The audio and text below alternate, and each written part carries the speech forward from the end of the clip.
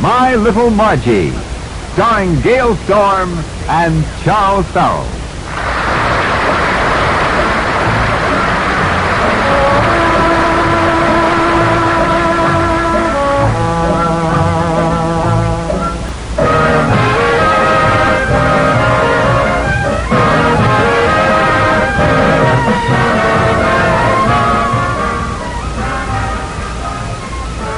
Vern Albright looks like a man who doesn't have a worry in the world.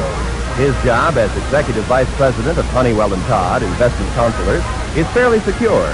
The rent on his penthouse apartment overlooking Park Avenue is paid up for a long time.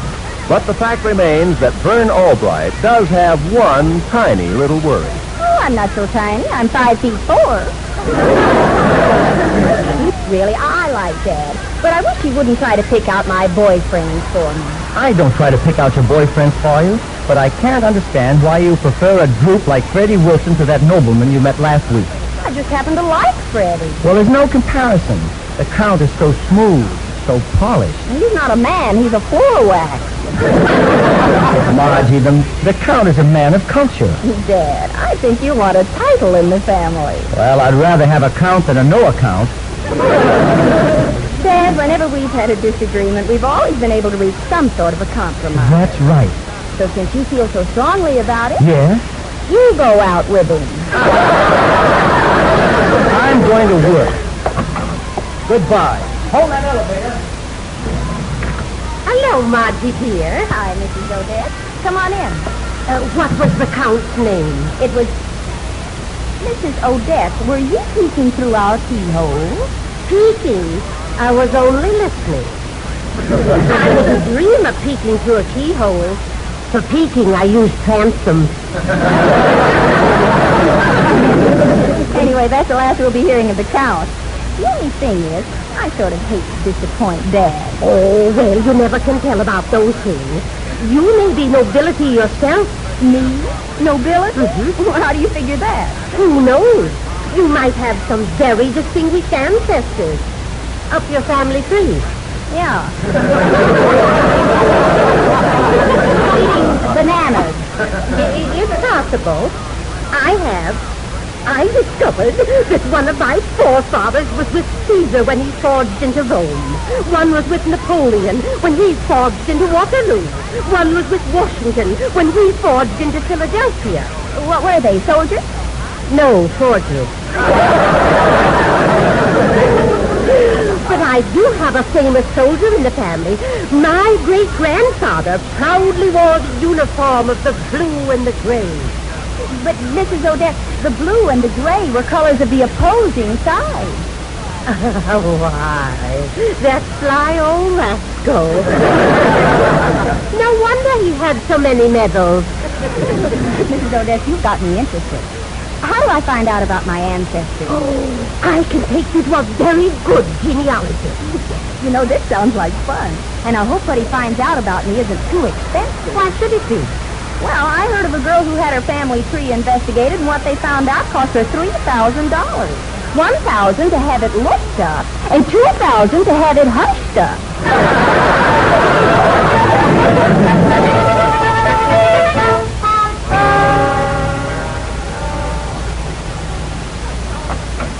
Oh, Freddie, come on in. Margie, you were so excited I couldn't understand half the things you told me over the phone. What did that genealogist say, anyway? Get set for a shock. What do you mean? I'm a princess. You're a what? A princess.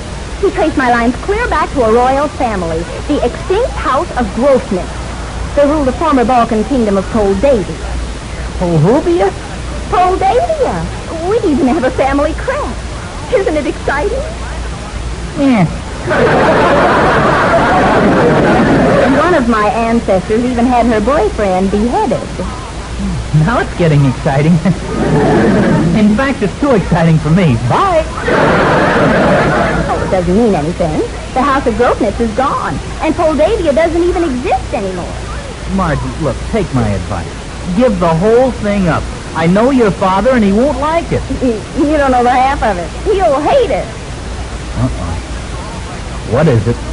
the royalty's only on my mother's side. My father's a commoner.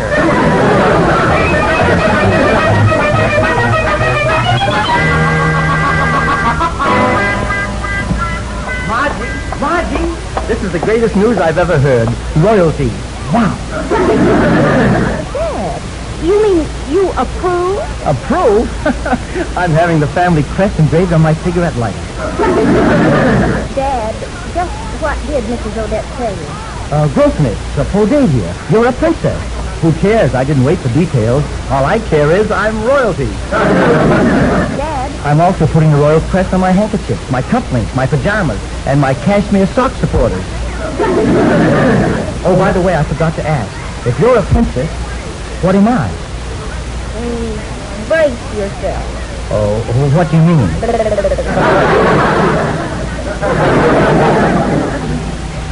Come in. Package for Albright from Lacey's department store. Oh, yeah. Package? Some new towels I ordered, monogrammed with our crest. Dad, not our crest. My crest. I'm the only royalty. It goes back on Mother's side of the family. What? Oh, I'm sorry, Dad. You're a commoner. Oh. Well, tell me, Princess, may I use one of the towels once in a while to wipe my common face? Dad. Please what? Anything for your Grosnitzian Majesty. Grosnitzian Majesty? From Moldavia? Yes? Princess at last! Hey, get off your knees. Oh, I kiss your hand. I kiss your foot. You really get around. What's this all about? I am also descended from House of Grosnitz. I am Boris, Grand Duke of Moldavia. A Grand Duke? What are you doing here? I'm in exile. How can you be in exile? The country doesn't exist. Who can understand politics? But you're a delivery boy for Lacey. No, I just quit. Let them get another Grand Duke. From now on, I work only to restore a Grosnitzian princess to the throne. You, most noble, illustrious, and sublime Majesty. Are you serious? No, Moldavia. The monarchy must be revived. Look, Boris, I thought I was the last Moldavian. Oh, no, Your Royal Highness. New York is full of Moldavians. And now with you as leader, we start a movement to install you as rightful ruler. Well, what do you know? Princess Margie the First. And you? Me? Yes, you! Down on your knees! Kiss her foot!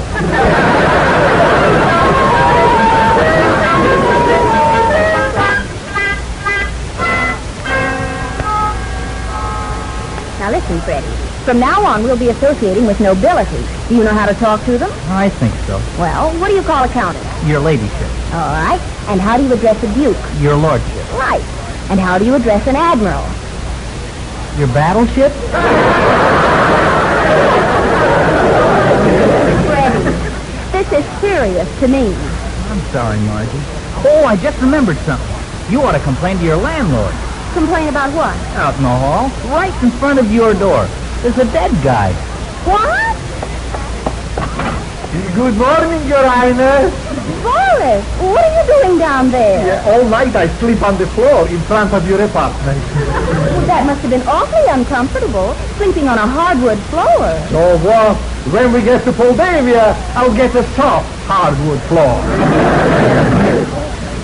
You aren't dead. No? What about you? No, the princess and I have things to discuss. So, out. Go on, you don't have to push. From now on, princess, I guard you, protect you, wait on you hand and foot. I only ask to be your humble servant. Good morning, all. Margie, what's for breakfast? Silence, peasant! It is forbidden to speak directly to princess. How's that again? All communications to Her Highness must be through me. Now, just a second. What's going on around here? Tell him my highness can't help it. It's regal rules. Her Highness can't help Well, it. she'd better help it. If she doesn't, tell Her Highness, the most noble, illustrious, and sublime Crown Princess of Moldavia, I'll cut off her allowance.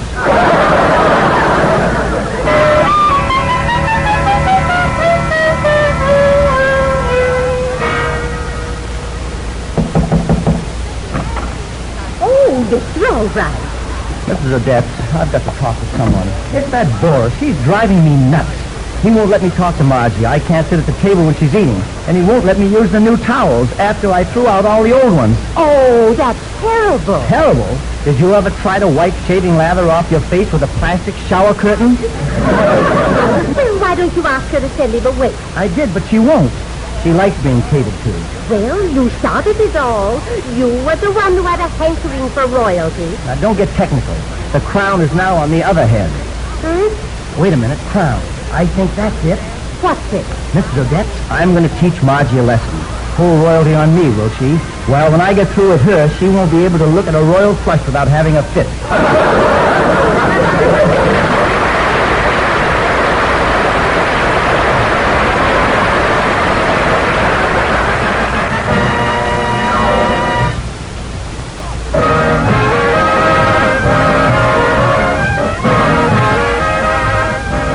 Back to My Little Margie, where we find Vern just outside his apartment door. Say, who's that with him? Oh, that's his friend Joe. Now, Joe, you sure you don't mind going through with this? After the way you tip in my restaurant? Say not. Hey, incidentally, what's that phonograph record you got there? Oh, that's a phony news broadcast, Joe. Here's the crown. Now, make it good. Yeah. See you later.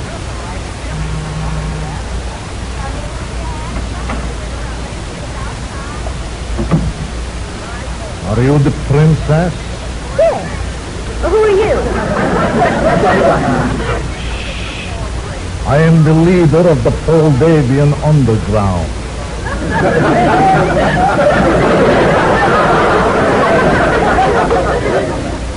The underground? What is your name? You may call me X.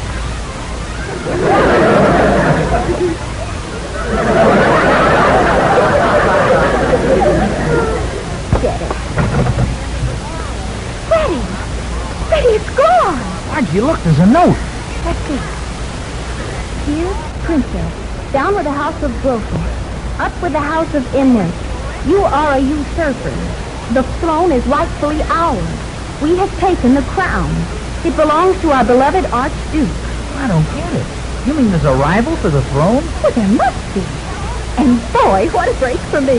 But they stole your crown. But that's it. My troubles are over. Now let them worry about the police. I've got nothing more to worry about. I wouldn't say that. You've lost the crown. You can expect to be assassinated any minute. Oh, no. In Moldavia, this is a big honor. Now listen, mister. This is all a mistake. She doesn't want to be a princess. Don't worry. After tomorrow, she won't be. Mr. X, please. Oh, wait, don't go yet. I must. I'm double parked. Farewell, princess. Rest in peace. Oh, what will I do? Boris? Boris? I heard everything, princess. You're my bodyguard. You've got to protect me. I wish to resign. I'm giving you 2 weeks' notice. Effective 2 weeks ago. You said you'd protect me from all danger. Yes, true. But when I said that, who thought there was going to be any danger?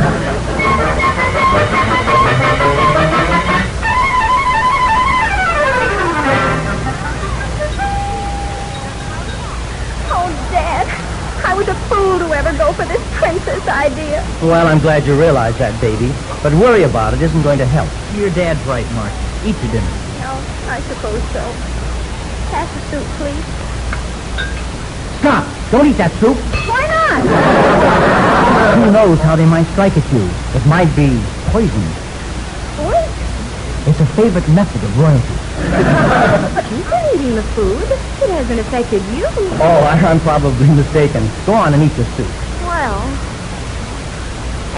Freddie, I'm going to give you a job in my royal court. What kind of a job? Oh, a swell one. You're going to be my official food taster. Oh, I don't think I'd be very good at it. I can't eat food. One of the few things that doesn't agree with me. Oh, go on, Margie. Eat. This food looks all right. I think. No, thanks, Dad. I'm not very hungry. I think I'll give up food for a little while, till after the holidays. The Easter holiday.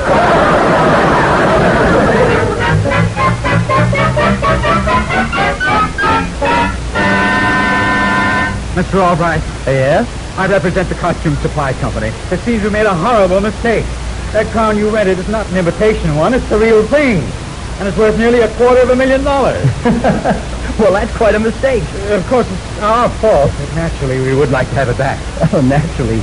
It's right here in the closet. It's gone. Oh, no, it can't be. Have you found it yet? Oh, yes, I just remembered. I left it in my office safe. I'll have it for you the first thing in the morning. Oh, fine. I'll be at your office to pick it up. Good day. Did he fall for it? Like a son of bricks. Should have seen the look on his face when he couldn't find the crown. He almost dropped dead. It's a good thing I found that rental receipt, or I never would have stumbled. Oh, thanks, Bob. You're a pal. Anything for an old fraternity brother, Freddie, old boy. Oh, yeah. See again, huh? Yes, long. Come on, Freddie, let's go in and needle him. Mr. Albright, why are you lying under that couch? That's one thing about my father. He can sleep anywhere. Margie, I've got an awful confession to make. That crown was a phony. I planned the whole thing. Oh, Dad, how could you? Margie'd never do a thing like that to you. Oh, baby, I'll make it up to you. But now help me look for that darn crown. The costume company told me it wasn't a phony. It's worth $250,000, and I lost it. You lost? Oh, Dad, come now. But I did, I tell you. Oh, sure. Now, fess up. What fence did you take it to? Now cut that out. $250,000? What a haul. Gee, you're a real raffle. Freddie. Now, come on, Dad. Let's divvy up the swag. If we cut the ice into small pieces, we could sneak out of the country and live in South America. Oh, stop it, both of you. I'll have to pay for that crown. Maybe a post-dated check. No, they wouldn't take a check dated December the 12th, 1989.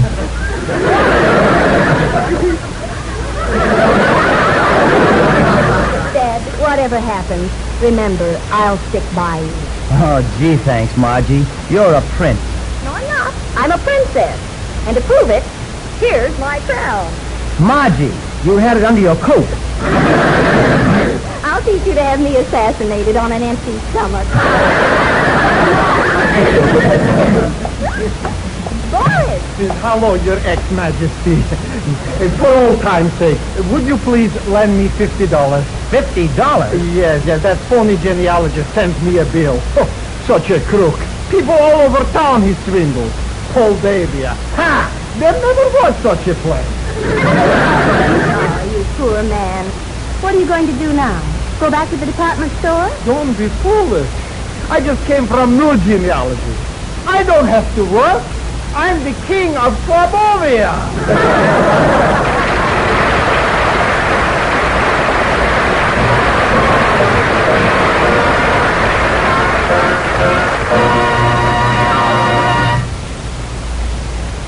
Dad? Yes, Your Highness. Now cut that out. I think we've had enough royalty for a while. Your humble servant apologizes. Princess. Have your little joke. Good night, everybody. Good night.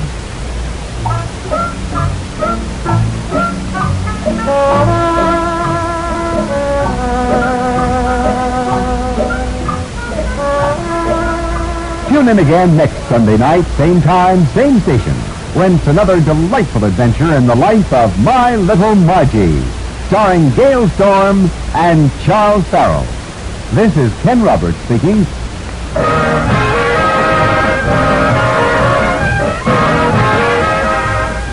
My Little Margie, starring Gale Storm and Charles Farrell, is based on characters created by Frank Fox and is produced, directed, and transcribed by Gordon T. Hughes for Hal Roach Jr. and Roland Reed. Tonight's script is by Lee Carson and Maurice Richland. Freddie is played by Gil Stratton Jr. and Verna Felton is Mrs. Odette. Others in tonight's cast were Hans Conried, Sheldon Leonard, and Whitfield Connor. This is Roy Rowan. CBS.